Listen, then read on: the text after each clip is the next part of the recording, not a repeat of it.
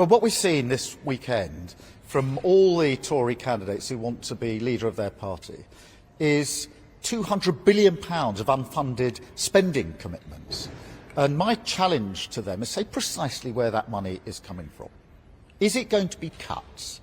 If so, what's going to be cut? Because we need to know. Is it going to be borrowing? If so, where are you borrowing from? How much are you borrowing? Or is it just the magic money tree? The contrast between the circus at the top of the Tory party and the Labour Party couldn't be greater. We've set out costed funding commitments and explained exactly where the money is coming from. They've just spent more than the budget of the NHS in one weekend without saying where the money is coming from. You say you've set out costed policies, but we only heard 2 today that were mentioned last year in a speech you made. So where's the rest of them, and when are we going to hear these policies? At conference last year, we set out very clearly what the tax principles that we'll apply will be, the fiscal rules. That's absolutely clear. It's been there for the best part of a year. And as we've announced policy, we've explained where the money is coming from. I gave some examples this morning, but they are the approach that we take.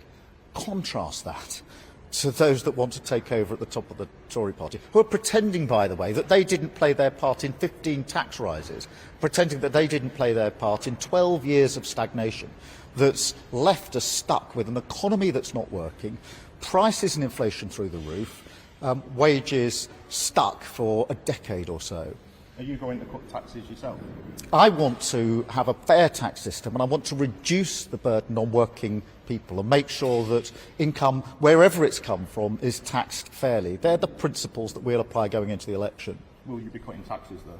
Well, I want to reduce the burden on working people. Obviously, what I'm not going to do is set out and draft the manifesto here live on air, but when we do it, we will set out precisely how everything is funded. It's the approach we've taken over the last 2 years. It's the approach we'll adopt into the general election. It is a million miles from what we've seen in the last few days from the Tory candidates. You're saying you want a general election. Do you not think it's about time that you did set it out?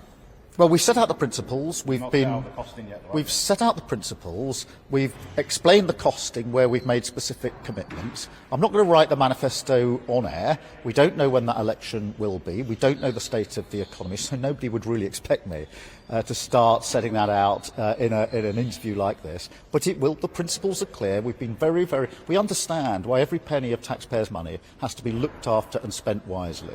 It's why we've been so critical of the government for the stagnant economy, so critical of the government for the money that they have wasted. Billions of pounds have been lost during the pandemic, and they're not even going after that money. So I think the contrast on the economy between the two parties is now very, very stark.